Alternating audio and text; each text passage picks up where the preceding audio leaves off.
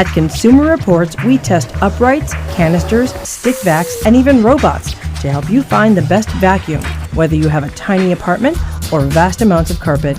We even run special tests for pet owners to identify the vacuums most effective at cleaning up all that hair. This guide will arm you with the expert knowledge to pick the style or model that best suits your needs.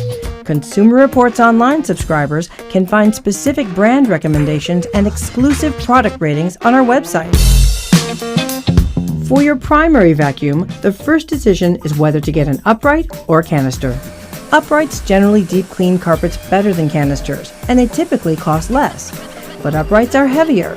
Many of the best weigh 20 pounds or more. Our tests show that some take more effort to push and pull than others.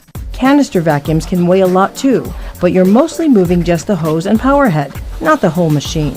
Canisters also have the edge when it comes to maneuvering on stairs, and the long hose is great for those hard-to-reach areas. With both canisters and uprights, you need to decide whether to bag or not to bag. A bagless vacuum collects dirt in a built-in bin, but it can be messy to empty. You'll also need to replace any non-washable filters each year, which can be as expensive as the bags. For an upright or a canister, keep these features in mind. A switch to stop the roller brush from spinning. It's handy when cleaning bare floors to keep from scattering dirt and debris. One of the biggest complaints we hear about is with the belt that turns the roller brush. They tend to break. There are some beltless models available. Manual height adjustment is another convenient feature. It lets you raise or lower the power head to better match the height of your carpet. Some vacuums adjust automatically, but our tests show vacuums with a manual control tend to deep clean carpets better.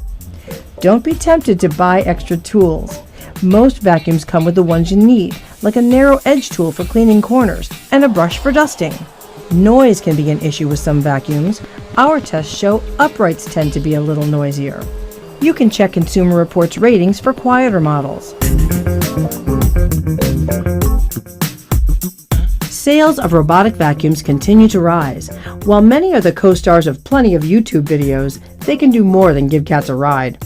Our tests show they do clean, although they don't match the best uprights and canisters. Some robotic vacuums move methodically across the floor in a single pass. They can cover a standard room in 15 to 20 minutes. Multi-pass robots travel in a random pattern and can take up to 2 hours, but our tests show they do a better job. You'll also want to keep an eye on these little robots the first few times to make sure they don't get tangled up in anything or stuck under the furniture. For a quick clean, you may want to consider a stick vac. They weigh much less than uprights, and many are battery-powered. They're best for surface and quick pickup jobs. But no stick vac we've tested does as good at cleaning carpets or even floors as the best of the more than 100 vacuums we rate every year. We're a not-for-profit, pay for all of the items we test, and accept no advertising. Thanks for your support.